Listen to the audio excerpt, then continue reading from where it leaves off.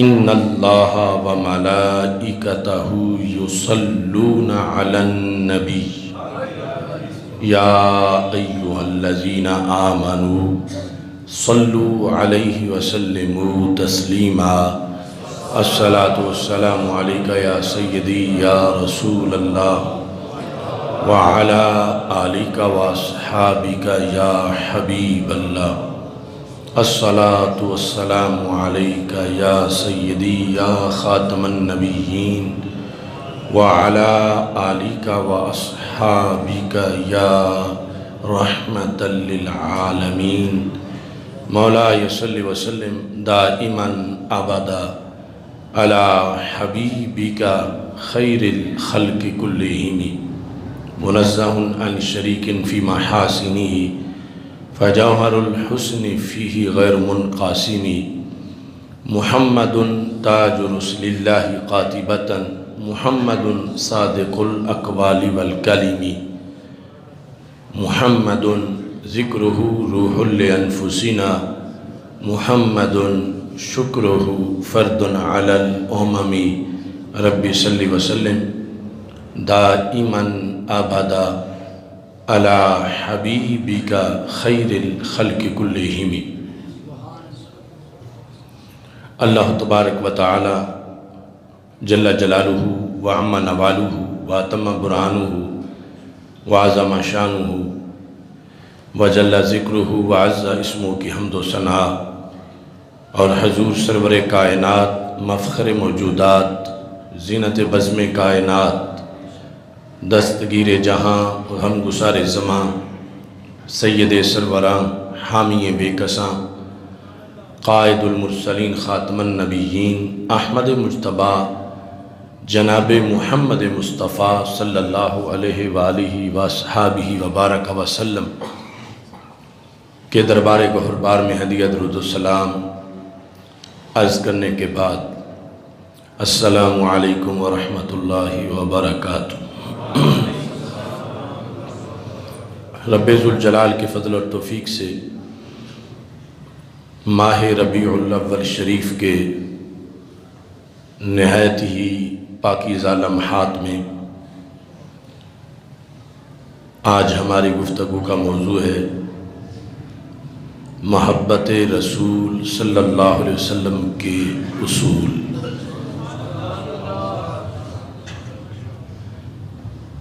اسلام میں ہر حکم کے ضوابط اور اصول ہیں، پھر جو جس قدر زیادہ لازم اور ضروری امر ہے اس کے پھر زیادہ اہم اصول ہیں۔ محبت رسول صلی اللہ علیہ وسلم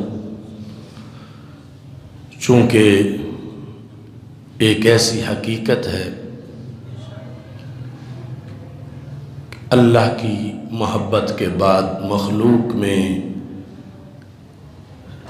سب سے پہلے سب سے اہم اور ہمہ وقت جس محبت کا ہم سے تقاضا کیا گیا ہے وہ محبت رسول صلی اللہ علیہ وسلم۔ اللہ کی محبت کے لحاظ سے جو لفظ پہلے کا میں نے استعمال کیا وہ یعنی یہ سمجھانے کے لیے اس کا ذکر پہلے ہے، لیکن جو ترتیب پائی گئی معاشرے میں مکہ مکرمہ میں سب سے پہلے اس تحریک محبت میں، تو جن کے دلوں میں محبت رسول صلی اللہ علیہ وسلم جلوہ گر ہوئی تو فوراً محبت خداوندی بھی پیدا ہو گئی۔ تو محبت رسول صلی اللہ علیہ وسلم کے لازمی ضوابط اور اصول ہیں، اور کوئی بھی کام جب اصولوں کی روشنی میں کیا جاتا ہے تو پھر اس کا مکمل فائدہ ہوتا ہے، اور پھر اس کام میں انسان غیر قانونی امور سے محفوظ ہو جاتا ہے۔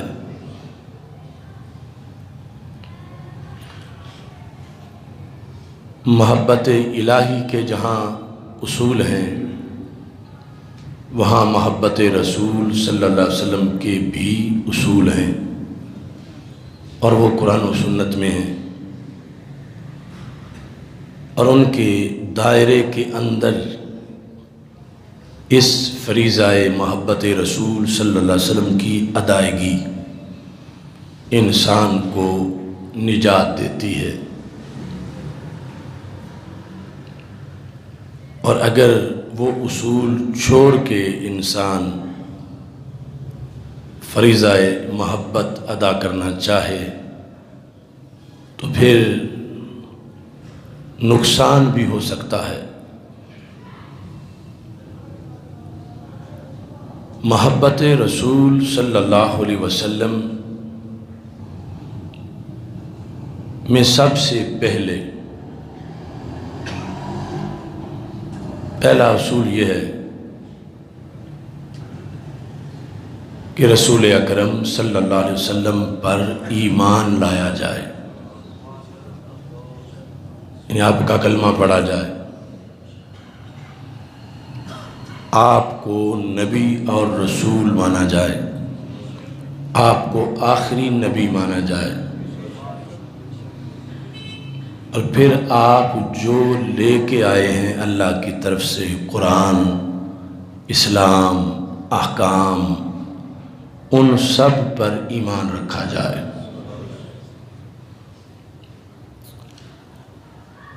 اس بات کی اس لیے ضرورت ہے کہ اگر کوئی شخص رسول اکرم صلی اللہ علیہ وسلم سے پیار کا دعویٰ کرے، مثلا ہندو ہے، سکھ ہے، کوئی غیر مسلم ہے، وہ کہتا ہے کہ رسول اکرم صلی اللہ علیہ وسلم کا کمال حسن ہے، کمال اخلاق ہیں، جس طرح کہ کئی غیر مسلموں نے نعتیں بھی لکھی ہیں، تو اب اس کو محبت رسول صلی اللہ علیہ وسلم اس وقت جا کے کہہ دیا جائے گا جب اسی شوق میں بڑھتے بڑھتے وہ سرکار کا کلمہ بھی پڑھ لے، اور اگر کلمہ پڑھے بغیر مر جائے تو اس محبت کا اسے کوئی فائدہ نہیں ہوگا، یعنی وہ کافر مرا، مشرک مرا، اگرچہ وہ نعت خان بھی تھا۔ یہ جو مرزا قادیانی ملعون ہے، اس کی بھی باقاعدہ ایک نعتوں کی کتاب ہے در ثمین، تو کیا وہ نعتیں اس کو کوئی فائدہ دیں گی؟ کتنے غیر مسلم شعراء ہیں، تو اب وہ دعوے دار ہیں ہم بھی محمد عربی صلی اللہ علیہ وسلم سے پیار کرتے ہیں، تو جب سرکار کا کلمہ نہ پڑھیں، سرکار کی یہ شان کہ آپ نبی ہیں اور آپ آخری نبی ہیں، یہ مانے بغیر وہ بہت سی شانیں کہ جو ہم مانتے ہیں تو ہمیں فائدہ ہے ان کو ماننے کا، انہیں ان شانوں کو ماننے کا فائدہ تب ہوگا جب وہ پہلے ایمان لے آئیں گے۔ ہاں، اس لحاظ سے فائدہ ہو سکتا ہے کہ کسی غیر مسلم نے نعت لکھی تو اس کے صدقے اس پہ کرم ہو جائے اور وہ کلمہ پڑھ لے۔ یہ ہم جو کہہ رہے ہیں کہ فائدہ نہیں ہوگا، وہ اس صورت میں کہ جب کفر پہ اکڑا رہے، ضد کرے، ہٹ درمی کرے کہ میں نبی نہیں مانتا، میں رسول نہیں مانتا، ویسے میرا پیار بڑا ہے، تو ایسا پیار اللہ مسترد کرتا ہے۔ اگرچہ شان نبوت یہ ہے کہ یہاں استثنائی حالتوں میں، ویسے رب کا جو عادت جاریہ کا قانون ہے وہ تو اور ہے، ان اللہ لا یغفر ان یشرک بہ، لیکن رسول اکرم صلی اللہ علیہ وسلم کے لحاظ سے ابو لہب کی تخفیف کا ذکر لونڈی کو جو ولادت رسول صلی اللہ علیہ وسلم کی خوشی میں آزاد کیا، وہ فائدہ اسے پہنچنا حدیث بخاری سے ثابت ہے، یعنی وہ ایک استثنائی قانون ہے۔ لیکن عام جو اللہ کا رائج دستور ہے مطلقاً، وہ ان اللہ لا یغفر ان یشرک بہ، کہ جس نے شرک کیا، کفر پہ مرا، اسے اس کے اعمال فائدہ نہیں دیں گے، کیونکہ یہ نیکی کا میٹر چلتا ہی تب ہے جب پہلے بندہ ایمان لے آتا ہے۔ تو یہ جو محبت رسول صلی اللہ علیہ وسلم کے ایسے دعوے دار ہوں، ان کے لحاظ سے یعنی یہ بات ذہن میں رکھنی چاہیے کہ وہ محبت جو وہ کر رہے ہیں اصول کے مطابق نہیں کر رہے۔ اصول یہ ہے کہ محبت کرو اور سب سے پہلے انہیں نبی تسلیم کرو، پھر آگے تیرے تو وصف عیب تناہی سے ہیں بری، حیران ہوں میرے شاہ کیا کیا کہوں تجھے۔ وہ شانیں ساری زندگی بیان کرتے کرتے ختم نہیں ہوں گی، لیکن جس کی وجہ سے بندے کو داخلہ ملتا ہے ایمان کی کلاس میں، وہ یہ ہے کہ سرکار کی شان نبوت و رسالت مان جائے اللہ کی توحید کے بعد، اور آخری نبی مان۔ یہ سمجھنے کے لیے آپ اس طرف توجہ کریں کہ ایک شخص جو ہے وہ بت پرستی نہیں چھوڑتا، لیکن دعوے دار اللہ سے پیار کا بھی ہے کہ میرا اللہ سے پیار ہے، میرا خالق سے پیار ہے، اور شانیں بھی اللہ تعالیٰ کی بیان کرتا ہے، لیکن اسے وحدہ لا شریک نہیں مانتا، تو اس کو ان شانیں بیان کرنے کا کوئی فائدہ نہیں ہوگا۔ یعنی اگر اسی طرح مر گیا تو ڈائریکٹ جہنم میں جائے گا اور کبھی بھی جہنم سے نکل نہیں سکے گا۔ ہاں، اس لحاظ سے فائدہ ہو سکتا ہے کہ ان شانوں کو مانتے مانتے اگر وہ توحید پرست ہو جائے اور عقیدہ توحید مان جائے، چونکہ کچھ لوگ جب انہوں نے کلمہ پڑھا تو رسول اکرم صلی اللہ علیہ وسلم سے پوچھا، یا رسول اللہ صلی اللہ علیہ وسلم، جو ہم کلمہ پڑھنے سے پہلے اچھے کام کرتے رہے تو کیا ہمیں ان کا کوئی فائدہ ہوگا؟ یعنی ہم اس وقت بھی مثال کے طور پر غریبوں کو کھانا کھلاتے تھے، ہم کسی کو کپڑے لے کر دیتے تھے، تو اس کا کوئی فائدہ ہوگا؟ تو رسول اکرم صلی اللہ علیہ وسلم نے فرمایا، انہی کی وجہ سے رب نے تمہیں ایمان نصیب کر دیا ہے۔ یعنی اس ضمن میں فائدہ ہو سکتا ہے کہ مومن ہو کے مرے، لیکن اگر ایمان نہیں لائیں گے تو پھر اللہ کا یہ فیصلہ ہے، والذین کفروا اعمالہم کسراب، کہ جنہوں نے کفر کیا ان کے اعمال سراب کی طرح ہیں، سین کے ساتھ سراب۔ یہ ریت پر دوپہر کے ٹائم سورج کی کرنوں سے جو ریفلیکشن ہے کہ لگتا ہے کہ سمندر ٹھاٹھے مار رہا ہے، حقیقت میں سمندر تو کیا ایک گلاس پانی تو کیا قطرہ بھی نہیں ہوتا۔ تو یہ کہ وہ صرف محبت کا دعویٰ نہیں تھا بلکہ عمل بھی تھے، لیکن اللہ پر ایمان نہیں تھا، تو اس ایمان کی نہ ہونے کی وجہ سے ان کو ان کے سارے اعمال، یہاں تک کہ رب ذوالجلال نے یہاں تک فرما دیا، اجعلتم سقایۃ الحاج و عمارۃ المسجد الحرام کمن آمن باللہ، حاجیوں کو پانی پلانا، مسجد حرام کا متولی بن جانا، اس کی نگہبانی نگہداشت کرنا، اللہ نے فرمایا یہ رب کو ایک ماننے کے برابر یہ کام نہیں ہو سکتے، ایمان کے برابر نہیں ہو سکتے، توحید و رسالت پر ایمان کے برابر نہیں ہو سکتے۔ تو محبت رسول صلی اللہ علیہ وسلم کے لحاظ سے سر فہرست ہمارے آقا صلی اللہ علیہ وسلم پر ایمان لانا ہے، جو اللہ کے فضل سے ہم سارے رسول اکرم صلی اللہ علیہ وسلم پر شروع سے ہی ایمان لائے ہوئے ہیں۔ ایمان بحیثیت نبی اور بحیثیت آخری نبی، اور پھر آگے رسول اکرم صلی اللہ علیہ وسلم کی ان گنت شانیں۔ اس کے ساتھ یہ ہے کہ جو کچھ آپ لے کے آئے اس پر ایمان، یہ محبت کی شرط ہے۔ لے کے آئے یعنی قرآن لے کے آئے،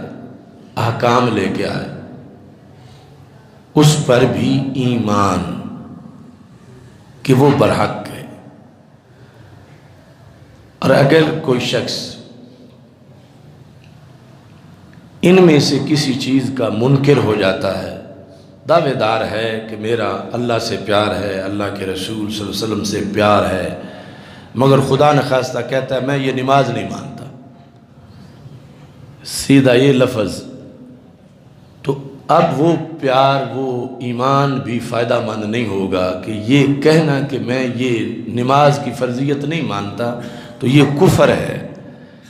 کہ جس لفظ کے ہوتے ہوئے پچھلا جو تھا کہ ایمان والا دعویٰ وہ غلط ہوگا۔ کسی بھی ضروریات دین میں سے کسی ایک ہی چیز کا بھی انکار کر دے۔ یہی وجہ تھی حضرت صدیق اکبر رضی اللہ تعالیٰ عنہ نے منکرین زکوٰۃ کے خلاف جہاد کیا، اور حضرت عمر رضی اللہ تعالیٰ عنہ نے مسئلہ پوچھنے کے لیے کہا کہ میں نے تو خود رسول پاک صلی اللہ علیہ وسلم سے جو سنا ہے کہ جو لا الہ الا اللہ محمد الرسول اللہ صلی اللہ علیہ وسلم پڑھ لیتا ہے تو اس کا خون محفوظ ہو جاتا ہے۔ تو یہ جہاد بالسیف قتال فی سبیل اللہ یہ تو کافروں کے خلاف ہوتا ہے۔ تو امیر المومنین آپ کوئی نرمی کریں، یہ لوگ کلمہ گو ہیں، یہ لوگ نمازی ہیں، یہ روزے رکھتے ہیں، یہ حج کے منکر نہیں، صرف انہوں نے زکوٰۃ کا انکار کیا ہے، اور آپ نے ان کو اس کھاتے میں رکھ لیا ہے کہ جس میں کفار ہوتے ہیں۔ سمجھ آ رہی ہے سب کو؟ تو حضرت صدیق اکبر رضی اللہ تعالی عنہ نے قسم اٹھا کے کہا واللہ لأقاتلن من فرق بین الصلاۃ والزکاۃ، خدا کی قسم ہے میں ایسے لوگوں کے خلاف وہی جہاد کروں گا کفار والا جو کفار کے خلاف کیا جاتا ہے۔ کون؟ جو نماز زکوٰۃ میں فرق کر رہے ہیں، یعنی یہ کہتے ہیں نماز تو فرض ہے زکوٰۃ فرض نہیں، یہ ان کا کلمہ غیر معتبر ہو چکا ہے، ان کی نمازیں نہیں رہی، ان کی نمازوں کے حوالے نہ دو مجھے، چونکہ انہوں نے ضروریات دین میں سے ایک چیز کا انکار کر دیا۔ ایک تو یہ ہے نا کہ غفلت سے ادا نہ کرنا، جس طرح کسی نے مسلمان ہے آج معاذ اللہ زکوٰۃ ادا نہیں کرتے لیکن مانتے ہیں، تو مسلمان تو ہیں لیکن زکوٰۃ نہیں دیتے تو فاسق و فاجر ہیں۔ انکار جو ہے ایک چیز کا بھی وہ سرکار کے ساتھ محبت کے دعوے کو ختم کر دیتا ہے اور ایمان کے دعوے کو ختم کر دیتا ہے۔ انکار فرائض میں سے، ضروریات دین میں سے۔ تو حضرت صدیق اکبر رضی اللہ تعالی عنہ بلا وجہ پہلے نمبر پہ نہیں تھے، ان کی صلاحیتیں ہی پہلے نمبر والی تھیں کہ حضرت عمر جن کو اس امت کا محدث اور صاحب الہام کہا گیا ہے، جو تجویز دیں تو آیات کا نزول ہو جائے، لیکن سرکار دو عالم صلی اللہ علیہ وسلم کے وصال کے بعد یہ جو کرنٹ ایشو تھا اس پر کہتے ہیں یا امیر المومنین ارفق بالمومنین، نرمی کرو، مومنوں کے ساتھ نرمی کرو، یہ کیا کرنے لگے ہو کہ کلمہ گو ہیں اور آپ کہتے ہو کہ ان کے سر اتارنے ہیں۔ تو حضرت صدیق اکبر رضی اللہ تعالی عنہ نے جو وضاحت کی، یہ ساری حدیث کی کتابوں میں مکالمہ موجود ہے، وہ وضاحت اتنی جامع تھی اور اس قدر یہ فتویٰ پورے دین کے لیے مرکزی حیثیت اختیار کر گیا کہ حضرت عمر رضی اللہ تعالی عنہ اپنے عہد خلافت میں جب کہاں سے کہاں تک اسلامی سلطنت فتوحات بڑھا کے لے گئے، آپ فرماتے ہیں مجھے ابو بکر صدیق رضی اللہ تعالی عنہ کا اگر ایک دن مل جائے اور ایک رات مل جائے اور میری زندگی بھر کی ساری نیکیاں لے لی جائیں، صرف ان کا ایک دن اور ایک رات مجھے ملے تو میں سمجھتا ہوں کہ مجھے خسارہ نہیں ہوگا۔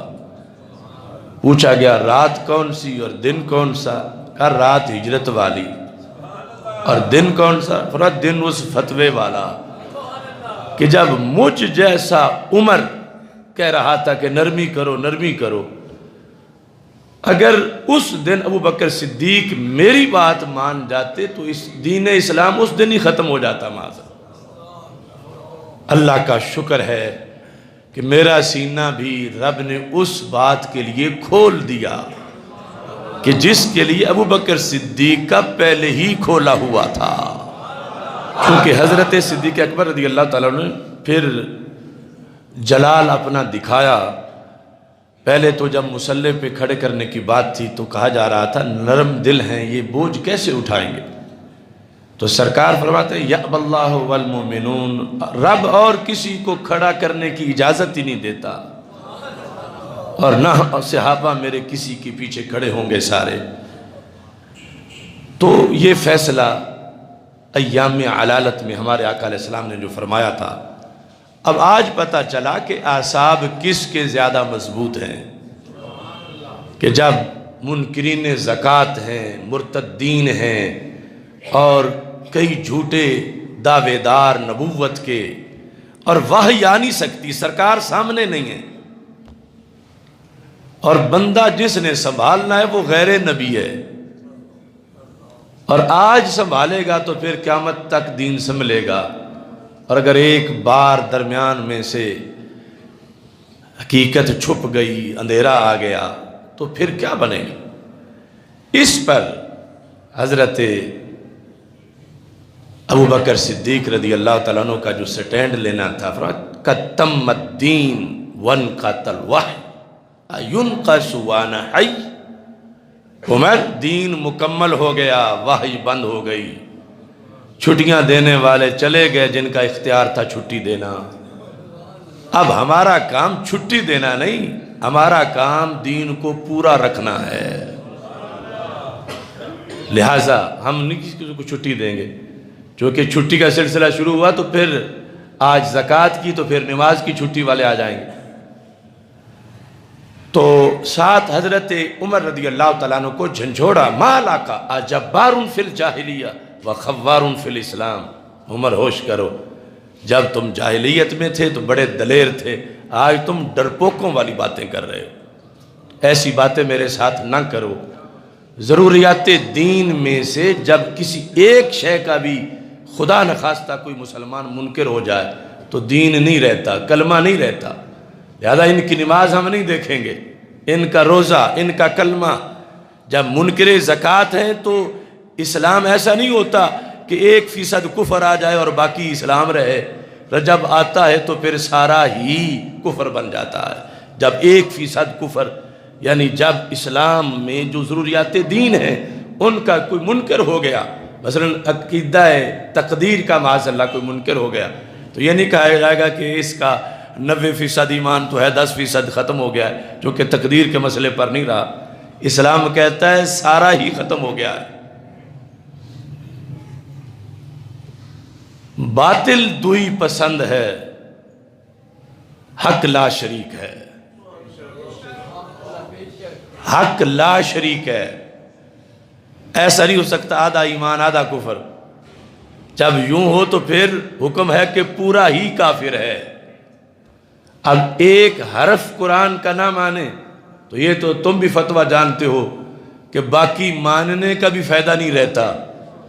جو کہ پھر کافر ہو جاتا ہے، ایک آیت سے کافر ہو جاتا ہے۔ جگ دودھ کا بھرا ہو جس کے اندر دودھ ہے، مثال کے طور پر 1 کلو، اور اس کا 20واں حصہ تھوڑا سا اس میں کوئی حرام چیز آ جائے تو کیا یہ کہا جائے گا کہ یہ 19% تو جائز ہے پی لینا اور 1% ناجائز ہے؟ لیکن کیا کہو گے تم عوام بھی اتنا کہ نہیں یہ سارا ہی پلید ہو گیا ہے۔ تو یہ اس وقت ابھی احکام اصول سارے پھر مرتب ہونے تھے، بعد میں کتابوں میں لکھے گئے۔ حضرت صدیق اکبر رضی اللہ تعالی عنہ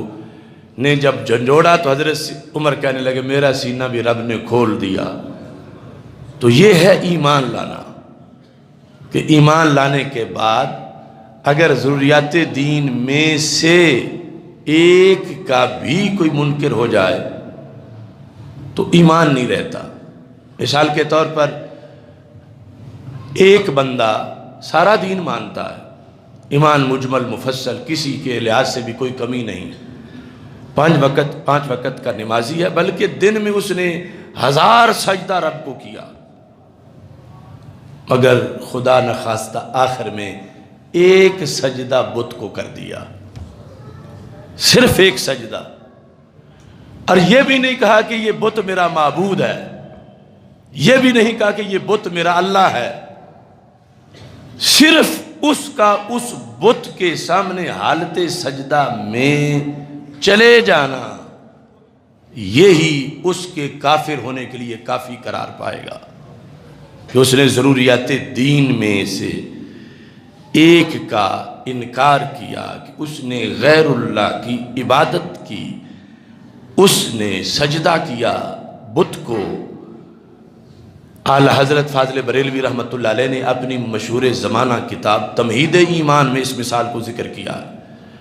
کہ وہ 1000 سجدہ جو رب کو کیا تھا اس کا کوئی لحاظ اب نہیں ہوگا، کیونکہ ایک سجدہ بت کو کر دیا ہے۔ تو ایمان اور محبت کا دعویٰ اس کے لیے بڑے کڑے ضابطے ہیں،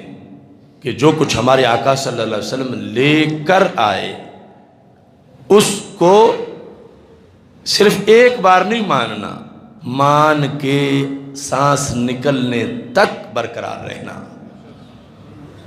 تو پھر یہ محبت فائدہ دے گی۔ اور اگر مانا ہی نہیں یا مان کے چھوڑ دیا ہے معاذ اللہ، تو پھر فیصلہ شریعت کا اور ہے۔ اب جو کچھ ہمارے آقا صلی اللہ علیہ وسلم لے کر آئے ان میں کچھ فرائض ہیں، کچھ واجبات ہیں، کچھ سنتیں ہیں، کچھ مستحبات ہیں، اور دوسری طرف کچھ وہ ہیں جن سے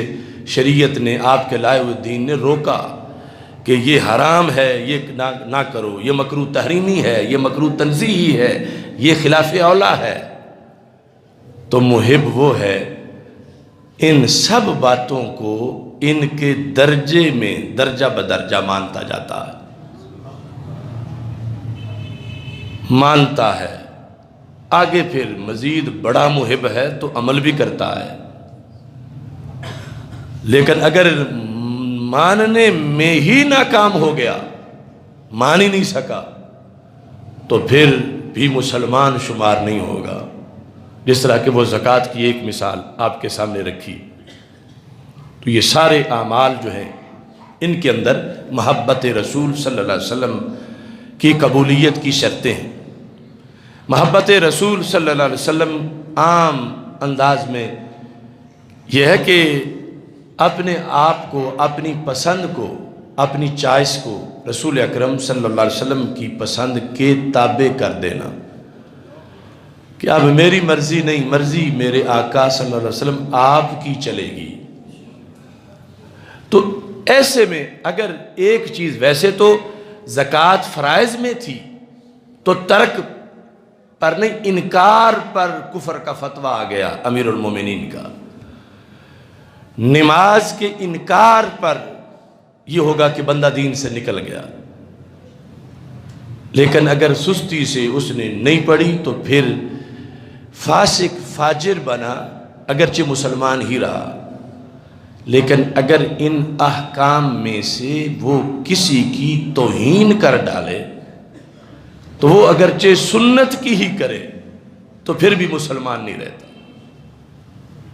یعنی یہ محبت رسول صلی اللہ علیہ وسلم کا فائدہ ہونا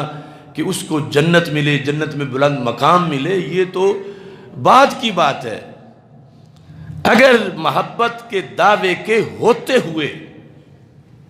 اس نے شاعر اسلام میں سے کسی کی معاذ اللہ توہین کر ڈالی، یا کسی بھی سنت کو ہلکے انداز میں بیان کیا۔ مثال کے طور پر یہ جو داڑھی مبارک ہے یہ شریعت میں ہے واجب، یعنی اس کا جو درجہ ہے وہ درجہ سنت کا نہیں، درجہ واجب کا ہے۔ اس کو سارے فقہا نے واجب لکھا ہے اور کہا سنت اس کو اس لیے کہتے ہیں کہ ثابت بالسنہ ہے، کہ جس طرح عید کی نماز ویسے واجب ہے لیکن عید کو سنت کہہ دیا جاتا ہے کہ سنت میں ذکر ہے، سنت سے ثابت ہے۔ تو اب ایک ہے داڑھی رکھنے کی سعادت نہ حاصل کر سکنا،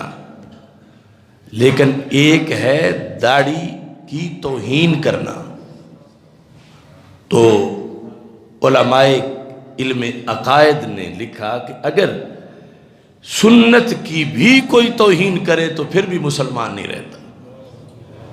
یعنی کہ فرض کی توہین سے ہی یا انکار سے، سنت کی توہین سے اسے بتایا گیا کہ یہ رسول اکرم صلی اللہ علیہ وسلم کی سنت ہے، تو وہ آگے کوئی ایسا جملہ بولتا ہے داڑھی کے بارے میں کہ جو نازیبا ہے، تو اب اگرچہ اس نے خود بھی رکھی ہوئی ہو تو پھر بھی اس جملے سے کہ اس نے سنت رسول صلی اللہ علیہ وسلم کی توہین کی ہے، صرف یہ نہیں اور بھی کوئی سنت ہو تو اس کے لحاظ سے یعنی شریعت کہے گی اس کو محبت رسول علیہ السلام کا فائدہ نہیں ہوگا، کیونکہ اس نے شاعر اسلام کی یا سنت کی بے ادبی کر ڈالی ہے۔ اس سلسلہ کے اندر جو مزید احتیاطیں ہیں ان میں یہ ہے کہ محبت رسول صلی اللہ علیہ وسلم کا جو گریڈ ہے اس کی آئینی حیثیت میں بندہ شک و شبہ کا مریض نہ ہو، یعنی اس انداز میں کہ کوئی کہے کہ اللہ کی محبت تو فرض ہے لیکن یہ تو اللہ کے رسول صلی اللہ علیہ وسلم میں محبت تو ہے لیکن فرض کے درجے کی نہیں ہے، یہ فرق ہے۔ یعنی جو کوئی کرے ایک محبت کو فرض کہے جو اللہ کی محبت ہے اور اللہ کے رسول صلی اللہ علیہ وسلم کی محبت کو نفل قرار دے رہا ہو تو اس نے اس ضابطے کا انکار کیا جو ضابطہ قرآن میں بھی ہے اور حدیث میں بھی ہے۔ چونکہ محبت رسول صلی اللہ علیہ وسلم کا یہ ضابطہ بھی ذہن میں رکھو کہ سرکار 100 میں سے 1% کا کروڑواں حصہ بھی محتاج نہیں ہماری محبت کے، کہ ہم سرکار سے محبت کریں تو سرکار کو کوئی فائدہ ہے؟ جن سے رب محبت کرنے والا ہو، ازلی ابدی دائمی ہر گھڑی، جسے نہ نیند آتی ہے نہ بیمار ہوتا ہے، نہ چھٹی کرتا ہے نہ دورے پہ جاتا ہے، نہ بیماری نہ موت، وہ جس ذات کو اپنا حبیب بنا لے اس محبوب کو اور کسی محبت کی کیا ضرورت ہے؟ لہذا محبت رسول صلی اللہ علیہ وسلم کی شرطوں میں سے یہ ہے کہ محب پیار کرتے ہوئے ذہن میں نہ رہے کہ میں کوئی سرکار پہ احسان کر رہا ہوں معاذ اللہ، بلکہ اپنی حاجت، ایمانی حاجت، نجات کے لیے یہ سمجھتا ہو کہ یہ ضروری ہے۔ وہ جہنم میں گیا جو ان سے مستغنی ہوا، ہے خلیل اللہ کو حاجت رسول اللہ کی صلی اللہ علیہ وسلم۔ اس نقطہ نظر میں محبت کے لحاظ سے وہ محبت کرے کہ یہ جیسے اللہ کی محبت لازم ہے ایسے ہی رسول اللہ صلی اللہ علیہ وسلم کی محبت بھی اسی درجے میں لازم ہے، اور اس میں ساتھ اضافہ یہ ہے کہ اللہ والی محبت کی قبولیت کی گارنٹی تب ملتی ہے جب محب خدا محب رسول بھی بن جاتا ہے، کیونکہ ہمارے آقا صلی اللہ علیہ وسلم نے جب فرمایا احب اللہ، اللہ سے پیار کرو، لما یغزوکم بہ من النعم، وہ تمہیں ہر وقت کھلا پلا رہا ہے، نعمتیں ہیں اس کی، اس سے پیار کرو۔ پھر احبونی، مجھ سے پیار کرو۔ کس لیے؟ اس پیار کا سبب کیا ہے؟ تو کروڑوں سبب ہو سکتے تھے، سرکار فرماتے لِأَنَّ مفتاح الجنت بیدی وانتم تحتاجون الی الجنہ، تم سارے جنت کے طلبگار ہو اور چابی تو میرے ہاتھ میں ہے جنت میں، تو مجھ سے پیار کرو اگر جنت لینی ہے۔ یا فرماتے کہ انتم تطلبون القیام تحت لواء الحمد وبیدی لواء الحمد، قیامت کے دن تم سب اس جھنڈے کے نیچے کھڑا ہونا چاہتے ہو جہاں نبی رسول سب کٹھے ہوں گے، تو وہ جھنڈا تو میرے ہاتھ میں ہے، اگر جگہ لینی ہے اس جھنڈے کے نیچے تو پیار کرو۔ کروڑ ہاں باتیں ہو سکتی تھیں، لیکن سرکار نے کیا فرمایا؟ فرمایا احبونی بحب اللہ، میرے ساتھ اس لیے پیار کرو کہ تمہاری رب والی محبت مانی تب جائے گی جب میرے ساتھ بھی کرو گے، ورنہ رب والا پیار نہیں مانا جائے گا کہ تم کہو قیامت کے دن کہ ہم محب خدا ہیں، محب اللہ ہے، ہماری اللہ سے محبت ہے، اور میرے والا خانہ جو محبت کا تھا وہ خالی ہوا، تو رب وہ محبت کا تمہارا دعویٰ تمہارے منہ پہ مارے گا کہ تم جھوٹ بول رہے ہو، اگر مجھ سے ہوتی تو جس سے پیار ہو اس کے پیارے سے بھی پیار ہوتا ہے، تو چونکہ میرے پیارے ہیں حضرت محمد مصطفیٰ صلی اللہ علیہ وسلم، اور تم نے ان سے تو پیار کیا نہیں اور میرے پیار کا دعویٰ کر رہے ہو، لہذا ایسے پیار کو میں قبول نہیں کرتا۔ سرکار فرماتے ہیں وہ اپنی اللہ والی محبت کا اجر لینے کے لیے مجھ سے پیار کرو، کہ وہ رب والی محبت منظور تب ہوگی جب میرے ساتھ بھی پیار کرو گے، ورنہ وہ محبت منظور ہی نہیں ہوگی۔ تو پتہ چلا کہ ایک تو سرکار کی محبت سرکار کی اپنی وجہ سے ہے، اور دوسرا جو اللہ والی محبت ہے اس کی قبولیت کے لیے بھی ہے، کہ وہ ملتی تب ہے جب سرکار کی محبت ہو۔ چونکہ یہ جو محبت کے لحاظ سے ترتیب ہے، محبت رسول صلی اللہ علیہ وسلم جب جلوہ گر ہوتی ہے تو فوراً متصل ساتھ ہی محبت خدا بھی ہوتی ہے۔ ایسا نہیں ہو سکتا کہ کوئی بندہ زندگی بھر محب نبی علیہ السلام تو سچا ہو اور اللہ کی محبت سے محروم رہے، ایسا زندگی بھر تو کیا ایک منٹ پورا بھی ممکن نہیں۔ اب صحابہ کرام رضی اللہ تعالی عنہم جس وقت حدیبیہ میں ہمارے آقا صلی اللہ علیہ وسلم کے وضو والی پانی کو اپنے چہروں پہ مل رہے تھے، تو آپ نے پوچھ لیا ما یحملکم علی ھذا، صحابہ یہ کیا مجبوری ہے تمہیں، کیا مجبوری ہے، کیوں ایسا کرتے ہو؟ تو صحابہ نے کہا یہ مجبوری ہے، کون سی؟ حب اللہ ورسولی، یہ بخاری ہے، اور مجبوری کیا ہونی ہے؟ یہ مجبوری ہے، ہمیں اللہ سے پیار اور آپ سے پیار ہے۔ اس پیار کو سکون تب ملتا ہے جب یہ پانی ماتھے پہ ہم لگا لیتے ہیں، یہ ہمیں مجبوری ہے، یہ بخاری شریف میں ہے۔ اب دیکھو وہ وضو والا پانی تو سرکار کے جسم سے لگا ہے، اللہ تو جسم سے ہی پاک ہے، اور اللہ تو وضو کرنے سے ہی پاک ہے، جو جسم ہو تو پھر وضو ہو۔ تو یہاں صحابہ کیا کہتے ہیں کہ آپ کے بدن سے لگا ہوا پانی صرف ہم آپ کی محبت کے لیے لیں؟ محبوب یہ تو اس پانی کا کمال ہے، یہ دونوں محبتوں کا گھر پورا کر رہا ہے، حب اللہ ورسولی۔ اب کس کی مجال ہے کہ کوئی کہے یہ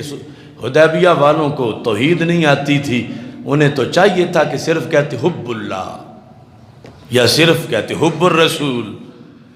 انہوں نے مکس کر دیا دونوں محبتیں اسی وضو کے پانی میں، تو پتہ چلا محبت رسول صلی اللہ علیہ وسلم کو محبت خدا کہنا، یہ بات بریلی شریف میں گڑی نہیں گئی، حدیبیہ شریف میں پڑھی گئی ہے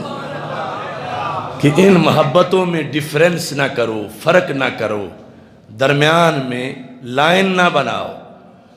چونکہ رب نے اکٹھا کر دیا ہے دونوں محبتوں کو،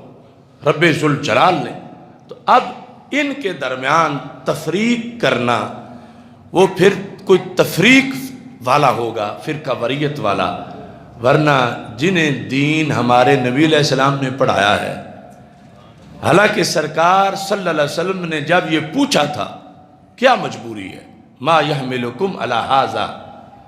تو میرا یہ یقین ہے کہ یہ حدیث بیان کر کے کہ صحابہ یوں لعاب دہن بھی ماتھے پہ لگا رہے تھے اور وضو کا پانی بھی لے رہے تھے، وہ بندہ ہمارا آج 15ویں صدی کا کہ جو کوئی عالم دین نہیں، جس نے حدیث پڑھی ہی نہیں، اس سے پوچھا جائے کہ یہ صحابہ ایسا کیوں کر رہے تھے، اگرچہ یہ پاس نہیں تھا اور یہ کوئی محدث بھی نہیں ہے، لیکن فٹ بولے گا وہ سرکار سے پیار کی وجہ سے کر رہے ہیں، یعنی فوراً یہ جواب دے گا۔ تو سرکار کو نہیں پتا تھا کہ یہ کیوں کر رہے ہیں، پتہ ہونے کے باوجود سوال میں بھی ایک علم تھا، جواب تو جواب بننا ہی ہے، سوال میں بھی ایک اصول کا بیان تھا، اور ایک نہیں کئی اصولوں کا بیان تھا۔ پہلا تو یہ تھا اصول محبت میں کہ محبت اگر شریعت کے کسی حکم سے ٹکر نہ لے رہی ہو، معمولی سی بھی، اگرچہ طریقہ کار کوئی نیا ہی ہو،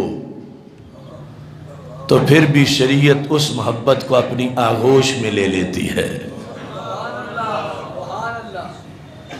رسول اکرم صلی اللہ علیہ وسلم نے سوال کر کے امت پہ واضح کیا کہ یہ میرے غلاموں نے کام خود ہی شروع کیا ہوا تھا، اگر سرکار نے حکم دیا ہوتا، بعد میں تو حکم بھی آیا، لیکن اس موقع پر ابھی حکم نہیں دیا تھا۔ حکم دیا ہوتا کہ جب میں وضو کروں تو آ کے پانی لیا کرو، تو کیوں پوچھتے کیا مجبوری ہے؟ وہ کہتے سرکار آپ نے حکم دیا ہوا ہے اس لیے کرتے۔ حکم نہیں دیا تھا، محبت پڑ گئی تھی، اور جب وحی ابھی اتر رہی ہو اس وقت محبت پڑ جائے اور شریعت سے نہ ٹکرائے تو دین ہوتا ہے، اور جب وحی کا دروازہ بھی بند ہو، محبت کو اور کوئی انتظار بھی نہیں کہ کوئی آیت اترے، اور شریعت سے ٹکرا نہ رہی ہو، تو پھر وہ محبت بدعت نہیں ہوتی، وہ شریعت ہی ہوتی ہے۔ یعنی ایک تو یہ نا کہ آج ہم کوئی نیا کام شروع کریں، ادھر تو سرکار خود سامنے ہے، اور صحابہ کے صحابہ ہونے کا کمال یہ ہے کہ لگتا ہے کہ سانس بھی سرکار کی اجازت سے لیتے ہیں، تو اتنا بڑا کام سرکار کے سامنے خود ہی شروع کر دیا۔ تو اگر یہ قابلیت سرکار سے حاصل نہ ہوئی ہوتی تو مجال تھی، اگر شرک و بدعت والا دھندا اس نے بننا ہوتا تو مجال تھی کہ صحابہ کی اتنی تربیت ابھی نہیں ہوئی کہ حدیبیہ کے سال تک، آگے تو پیچھے سال ہی تھوڑے سے رہ گئے، ابھی تک ان کا مزاج معاذلہ شرک و بدعت والا ہے۔ سرکار نے سوال کر کے بھی واضح کر دیا کہ یہ کام انہوں نے خود شروع کیا ہے، میں نے نہیں کہا۔ آگے جواب ان کا سننا، جب وجہ بتاتے ہیں تو پھر سمجھ لینا اس بیس پر نیا کام اگر کوئی کر لے، اگر وہ شریعت سے ٹکرا نہ رہا ہو تو اسے بدعتی نہ کہنا، اس کو حدیبیہ والا سنی قرار دے دینا۔ اور دوسرا یہ واضح کروانا مقصود تھا کہ اس سے لوگ تو یہی سمجھیں گے نا کہ یہ نبی کے دیوانے ہیں، محبت رسول صلی اللہ علیہ وسلم ہے، لیکن انہیں یہ نہیں پتا کہ یہ ہی محبت خداوندی بھی ہے۔ یعنی عوام میں اگر عام طور پر ایک بندہ نعت پڑھ رہا ہے تو کوئی یہ کہے گا کچھ اللہ کی شان بھی بیان کرو، تو وہ شان یقیناً بیان کرنی بھی ہے، لیکن کیا نعت اللہ کی شان نہیں ہے کہ جس اللہ نے اتنی عظمتیں ایک انسان کو دے دیں،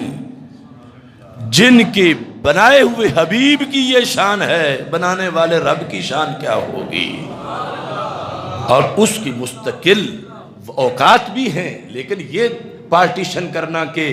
یہ بریلوی جو ہیں یہ نبی والے ہیں اور ہم اللہ والے ہیں، تو حدیبیہ والوں سے سرکار نے اس لیے پوچھا کہ دنیا کو پتہ چلے جو نبی والے ہوں وہی اللہ والے بھی ہوتے ہیں۔ یہ تو سوال کی حکمت ہے کہ سوال کیوں کیا، آگے جواب کی حکمتیں کیا ہوں گی؟ جواب جب صحابہ نے دیا حب اللہ و رسولی، حب اللہ و رسولی، دونوں محبتیں اس کے پیش نظر،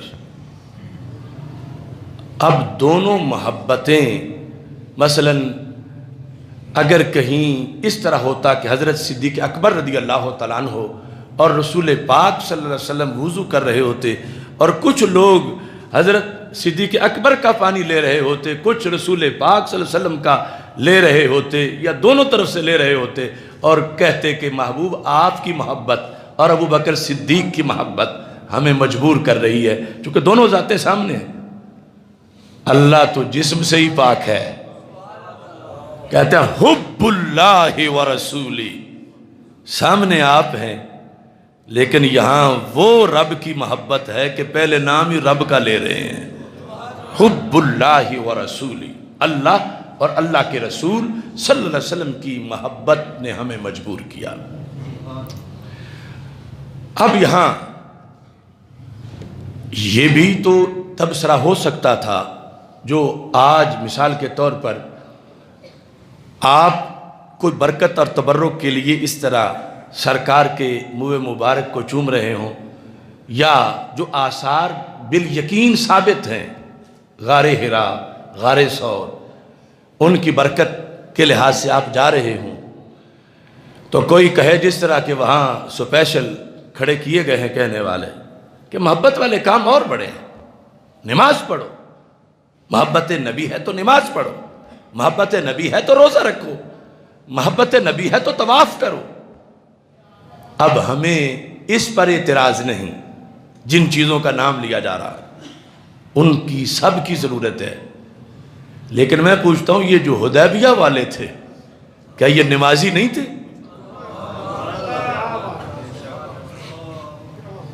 کیا ان کی داڑیاں نہیں تھیں؟ امامیں نہیں تھے؟ تو سرکار نے کیوں فرمایا کہ ان کاموں میں کیا پڑا ہے صحابہ، چھوڑو یہ باتیں، میری محبت نماز میں ہے،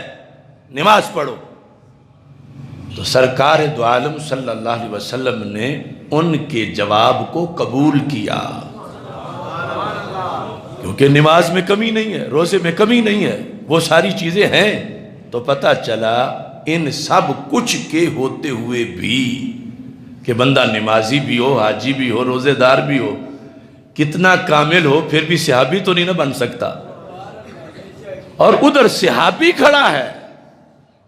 اور وہ صحابی کے جن کے ایک منٹ کا مقابلہ غوث کتب ابدال کروڑوں بھی نہیں کر سکتے جو غیر صحابی ہوں، وہ صحابی جو ہے ان کو تلاش ہے کہ نماز، روزہ، حج، زکوٰۃ سب میں محبت نبی تو ہے، لیکن یہ اپنی ایک لذت ہے اس کی کہ سرکار کا وضو کا پانی ہم ماتھے پہ لگا رہے ہیں اور اس کو لے رہے ہیں، اور دربار وہ ہے جن سے بڑا کوئی شریعت کا محافظ نہیں ہو سکتا۔ تو آج یہ تانے کس کی اتھارٹی ہے کہ وہ مسلمانوں کو دے کہ یہ سارا نصاب مکمل کرنے والے بھی اس کام کے لیے آگے خود نکل گئے اور سرکار نے ان کی تصدیق فرما دی اور پھر ہمیں اصول بھی دے دیا۔ تو اس بنیاد پر یعنی جو محبت کے اتھینٹک اصول قرآن و سنت سے ثابت ہیں، یہ ان میں سے ایک اصل ہے کہ جس کا اظہار اس حصے میں حدیث میں ہو رہا تھا۔ آگے یہ موضوع بہت لمبا ہے اور کئی خطبات جمعہ میں ہم ڈیفرنس بیان کریں گے، کہاں جائز ہے کہاں ناجائز ہے، چونکہ شریعت حفاظت کرتی ہے، حفاظت ہر چیز کی، محبت خداوندی کی حدیں ہیں، کس لحاظ سے کیا ہے۔ مثلا کوئی کہے کہ میری مرضی ہے، میں اللہ کا محب ہوں، میں مرضی ہے میں کہوں گا کہ میرے رب کا جسم ہے، معاذ اللہ، تو ہم کہیں گے ہم روکیں گے تجھے، تمہاری مرضی نہیں ہے، محبت اللہ کی شریعت کے تابع ہے، اور شریعت کہتی ہے کہ اس کا جسم نہ مانو، محبت کرو مگر یہ نہ کہو کہ اس کا جسم ہے، چونکہ جس کا جسم ہو وہ حادث ہوتا ہے، جو حادث ہو وہ فانی ہوتا ہے، اور جو فانی ہو وہ اللہ نہیں ہوتا۔ تو ہر جگہ یہ اصول اور ضابطے ہیں۔ تو یہ بہت اہم موضوع ہے، انشاءاللہ اس کو مزید آگے بہت اس کے احکام ہیں وہ بیان کریں گے انشاءاللہ۔ اتوار کے دن 12 ربیع الاول شریف کی شام کو پیپلز کالونی میں جو ہمارا سالانہ اجتماع ہوتا ہے، میلاد مصطفیٰ صلی اللہ علیہ وسلم کانفرنس، چوک کے اندر، یہ 7 گراؤنڈ کے جو چوک ہے مین پیپلز کالونی کا، میلاد مصطفیٰ صلی اللہ علیہ وسلم چوک، اس کے اندر نماز عشاء کے فوراً بعد کانفرنس ہوگی، اور اس میں آپ سب حضرات کو شرکت کی میری طرف سے خصوصی دعوت ہے کہ اس میں بر وقت تشریف لائیں، کیونکہ وہ ساری رات کا کوئی پروگرام نہیں ہوگا بلکہ صرف 2-3 گھنٹے جاری رہے گا۔ اس کے بعد کہ دیگر پروگرام ہیں، بالخصوص جو چوک میلاد مصطفیٰ صلی اللہ علیہ وسلم شہر میں ہے، جہاں مولانا صاحبزادہ محمد داؤد رضوی صاحب اس کی میزبانی کرتے ہیں، تو وہ رات گئے تک جاری رہتا ہے۔ تو یہ اس سے پہلے یہاں سے ختم کر کے پھر ہم وہاں بھی انشاءاللہ شرکت کریں گے۔ تو یہ آپ حضرات کو دعوت ہے۔ حالات حاضرہ کے لحاظ سے ربیع الاول شریف کا مقدس مہینہ، وہ قوم جو آج تک ہم سے میلاد کے لیے 2 گھنٹے بیٹھنے کی دلیلیں ڈھونڈتے رہے، یا 15 منٹ کی محفل میلاد کی دلیلیں پوچھتے رہے کہ چوک میں بیٹھ جاتے ہو کہ محفل میلاد ہو رہی ہے، آج وہ دھرنا دیے بیٹھے ہیں دین سمجھ کے۔ لا دینیت کا نہیں، کہتے دین نے حکم دیا ہم دھرنا دیں، تو جو دین انہیں دھرنا دلواتا ہے وہ دین انہیں میلاد کیوں نہیں منواتا؟ جس دین میں دھرنا دینا وقت کا جہاد ہے، کہ بار بار دھرنا دینے والوں کو مجاہد قرار دیا جا رہا ہے، مجاہد، تو اگر کوئی نئی آیت اتری ہے تو ہمیں بھی بتا دیا جائے، اور اگر اپنے مقاصد جو ان کے بقول اچھے مقاصد ہیں اس کے لیے مسلسل اتنی بڑی تعداد کے اندر بیٹھ جانا اور اپنے اوپر لازم کر لینا کہ ہم نے نہیں اٹھنا، ہم نے نہیں اٹھنا، اگر شریعت اس بات کی اجازت دے سکتی ہے تو پھر وہ یہ کیوں نہیں اجازت دیتی کہ رسول اللہ صلی اللہ علیہ وسلم کی خوشی کے اظہار کے لیے اکٹھے بیٹھ جائیں یا اکٹھے چل پڑیں؟ انہیں میلاد کے موقع پر تو شریعت جلوس کی اجازت نہیں دیتی بلکہ حرام تک کہہ دیتی ہے، تو وہ شریعت نہیں، وہ گندی طبیعت ہے۔ میلاد کا جھنڈا ہو تو ان کے لیے موت کا سامان آ جائے کہ دیکھو جی یہ تو ساری شاہراہوں پر میلاد کے جھنڈے لگا دیتے ہیں، ہمارے گھروں پر بھی لگا دیتے ہیں، ہمارے گھروں کے سامنے لگا دیتے ہیں۔ تو یہ ہزاروں لاکھوں جھنڈے جو یہ کہاں سے لے کر کہاں تک لگاتے لگاتے کہاں پہنچے، اس جھنڈے سے ان کے دین نے کیوں نہیں روکا؟ ان کو فضول خرچی کہہ کے روک دیتا، اس بیس پہ روک دیتا کہ کیا صحابہ نے یوں لگائے تھے؟ کیا صحابہ یوں دھرنا دے کے بیٹھے تھے؟ کیا صحابہ نے یہ مطالبات کیے تھے جو تمہارے مطالبات ہیں؟ تو کسی چیز کا بھی جواب نہیں، لیکن دین پھر بھی ہے۔ تو میں کہتا ہوں وہ تمہارا دین ہے اور یہ ہمارا دین ہے۔ اس دین کے پیچھے دیوبند ہے اور اس دین کے پیچھے محمد عربی صلی اللہ علیہ وسلم ہیں، اور آگے بھی ان کا چہرہ ہے۔ اور یہ پاکستان کے سیکورٹی اداروں کے لیے بہت لمحہ فکریہ ہے کہ جس دیوبند نے پاکستان بنانے کی تحریک کو خلاف شریعت قرار دیا تھا، اس دیوبند کے نعرے آج اسلام آباد میں کہ سرفراز و سر بلند دیوبند دیوبند کیوں لگ رہے ہیں؟ اس پاکستان کو تو وہ نام بھی حرام سمجھتے تھے، اور آج بھی اس لیے مودی کے ساتھ بیٹھے ہیں۔ تو یہ لمحہ فکریہ ہے کہ اتنا بڑا بھارتی ایجنڈا اسلام آباد کے ساتھ جا کے کھڑا ہو جائے۔ ہمارا مطالبہ ہے کہ ان کی رشتہ داری کی تحقیق کی جائے۔ بھارت کا ایجنڈا، اب دیکھو تحریک پاکستان کا ہر مردود اس کنٹینر پہ ہے، وہ اسفندیار ولی ہو یا محمود اچکزئی ہو، یہ قائد اعظم کو گالیاں دینے والے، یہ تحریک پاکستان کے دشمنوں کی اولاد، یہ سارے کنٹینر پہ کھڑے ہو کے آج کیا لینا چاہتے ہیں پاکستان سے؟ کیوں انہیں یہ وقت یاد آیا؟ بلا وجہ نہیں چمن کی تباہیاں، کچھ باغباں ہیں برق و شرر سے ملے ہوئے۔ آج ہے کہیں ذکر کشمیر کا، اور ادھر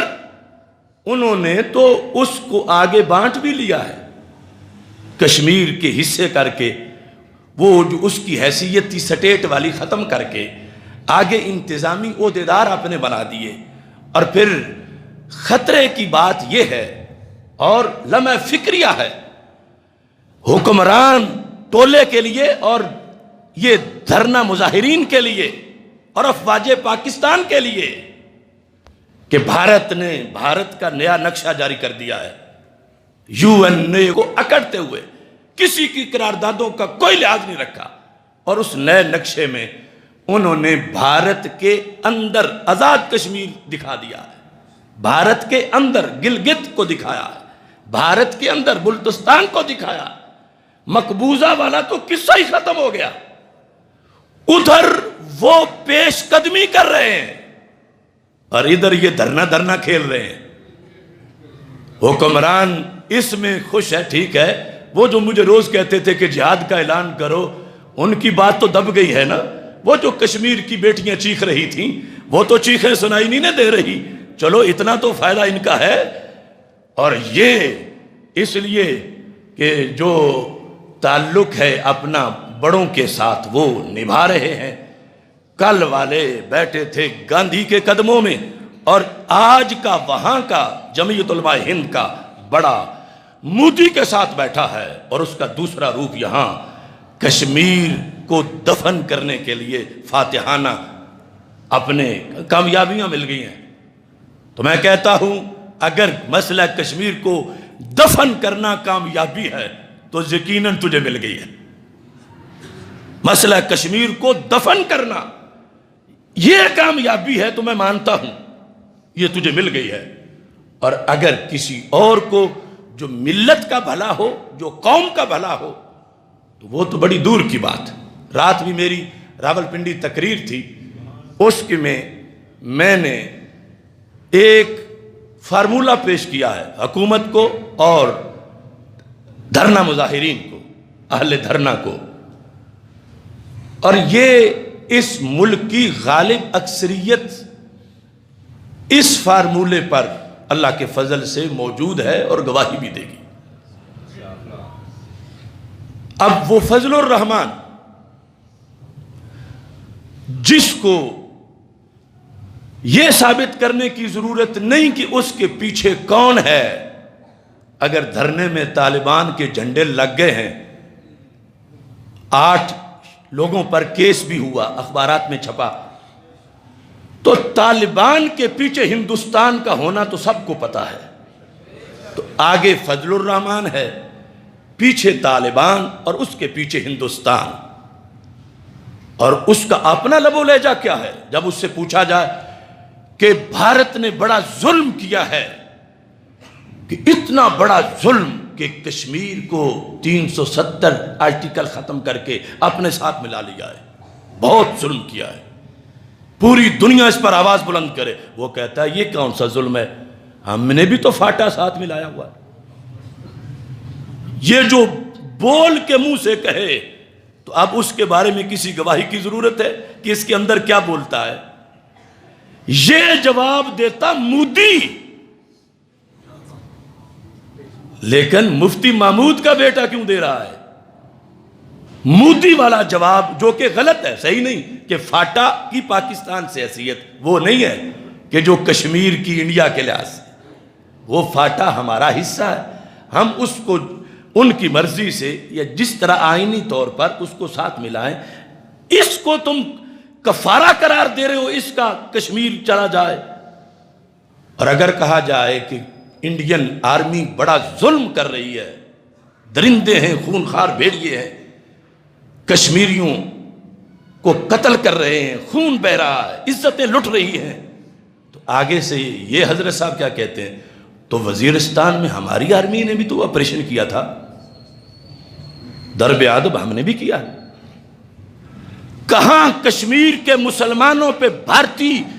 آرمی کے کتوں کا ظلم، اور کہاں وزیرستان میں خونخوار دہشت گردوں سے بچاؤ کے لیے پاک آرمی جو خون اپنا چھڑک کے امن قائم کر رہی تھی، وہ آپریشن، کوئی کمپیریزن بنتا ہے بات کا؟ اور یہاں سے دیکھنا چاہیے کہ کوئی کس سٹیشن سے بول رہا ہے۔ ہم اس ملک کی غالب اکثریت اہل سنت و جماعت میلاد مصطفیٰ صلی اللہ علیہ وسلم کے تقدس کے پیش نظر یہ مطالبہ کرتے ہیں کہ یہ دھرنا کھیل ختم کیا جائے، اور اس کا ایک آسان اور پوری ملت کے لیے مفید قرآن و سنت کے مطابق ایک حل ہے کہ دھرنے والے بھی یہ کہہ سکیں کہ ہم کچھ لے کے گئے ہیں، اور حکومت بھی کہہ سکے جو وہ چاہتے ہیں کہ استعفیٰ ہم نہ دیں۔ اگرچہ اس میں کچھ عقل ہوتی اس ڈیزل میں، تو اس کا موقع تھا، اس کو کہتا کہ تو وزیر اعظم ہے تو تیرا کام ہے اعلان جہاد کر، اور نہ کرتا تو یہ کہتا پھر نکل۔ اس نے تو اس کو خود سیف رستہ دیا ہوا ہے۔ ہم نے یہ مطالبہ پیش کیا ہے کہ دونوں دھڑے اس معاہدے پر صلح کر لیں، اتفاق کر لیں دھرنا ختم کرنے کے لیے۔ دھرنے والے اپنے ذاتی مفادات کے چکر میں نہ رہیں، وزارتیں اور جو کچھ اندرون خانہ ہو رہا ہے یا کرپشن کا چھپاؤ، وہ نہیں ہوتا، وہ نہ ہو۔ ادھر وہ حکمران ٹولہ جو ہے، ان کے لحاظ سے بھی انہیں اپنی اکڑ ختم کر کے نیچے آنا پڑے گا اس فارمولے کے مطابق، اور یہ بھی کچھ لے کے جائیں گے۔ وہ بھی جو بچانا چاہتے ہیں بچا سکیں گے۔ وہ یہ ہے کہ کل مقبوضہ وادی میں افواج پاکستان کو کشمیریوں کی نجات کے لیے عملاً بھیجنے کا اعلان کرنے پر دھرنے کے خاتمے کا اعلان کر دیا جائے۔ اس سے ساری قوم بھی خوش ہو جائے گی، اور یہ دھرنا گروپ کے گناہ سارے دھلیں گے نہیں۔ وہ پہلے بھی اور 8 سالہ چیئرمین شپ جو تھی کشمیر کمیٹی کی، لیکن کچھ نہ کچھ رہ جائے گا بھرم کہ دیکھو دھرنا دے کے انہوں نے جہاد کشمیر شروع کروا دیا، دھرنا دے کے انہوں نے مسلمان بیٹیوں کی عزت پہ پہرا دے دیا، دھرنا دے کر اس وقت تک نہیں اٹھے جب تک ہمارے زرار ٹینک سری نگر نہیں پہنچے، یہ اعلان کروا کے اٹھے ہیں۔ تو دیکھو اس سے جو ان کی ساکھ بحال ہوگی، وہ تو 20 وزارتیں ملنے سے بھی نہیں ہو سکتی اور کبھی بھی نہیں ہو سکتی۔ اور ادھر جو اپنا وزیر اعظم بچانا چاہتے ہیں تو وہ بھی اس کو بچا سکیں گے، اگرچہ وہ آل ہی نہیں تھا کہ ایک دن بھی بنتا۔ یہ مسجد ہے پاکستان، اس کا امام وہ نہیں ہو سکتا جس کو خاتم النبیین بھی پڑھنا نہ آئے، آل ہی نہیں۔ لیکن اب وقت جنگ، اس وقت یہ کہنا کہ کہ جب ادھر سے دشمن آزاد کشمیر آ رہا ہے، گلگت آ رہا ہے، بلتستان آ رہا ہے، اب ادھر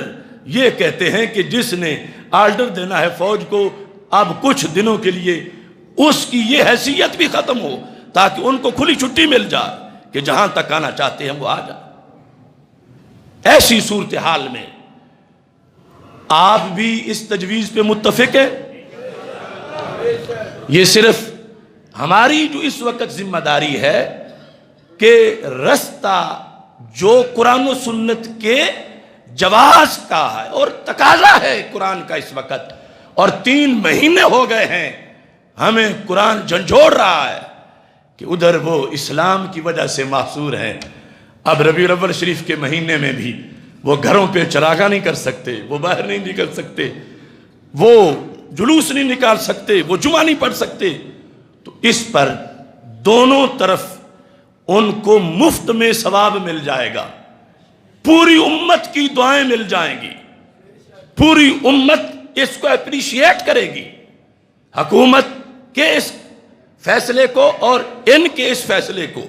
باقی آگے جو شرعی حکم اور فرضیت جہاد کا فتویٰ ہے وہ تو ہم پہلے دے چکے ہیں اور تقاضا کر رہے ہیں، اور اس کے مختلف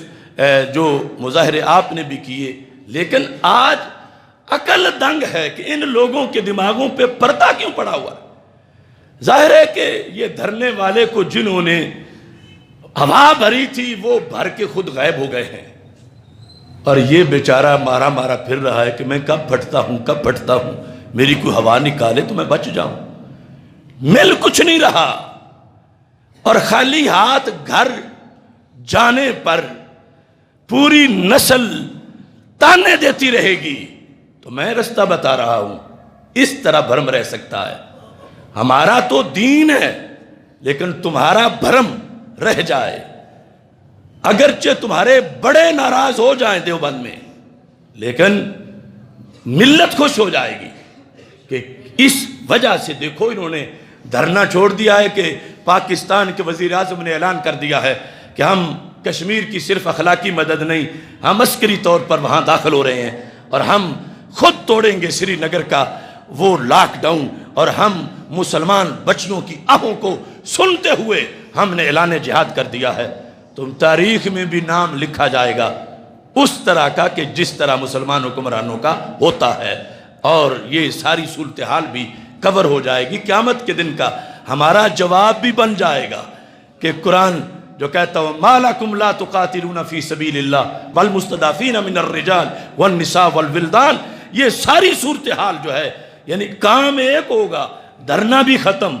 ان کے اخراجات بھی بچ جائیں، ان کے معاملات بھی بچ جائیں، اور ساری قوم بھی ریلیف لے، میلاد کا تقدس بھی بحال ہو جائے، ادھر کشمیریوں کی بھی سکھ کا سانس مل جائے، قبر بھی روشن ہو، اور قیامت کے دن کا جواب بھی بن جائے، تو اس سے بڑا کامیاب فارمولہ اور کیا ہو سکتا ہے۔ اللہ تعالیٰ سب کو ہدایت کی توفیق عطا فرمائے۔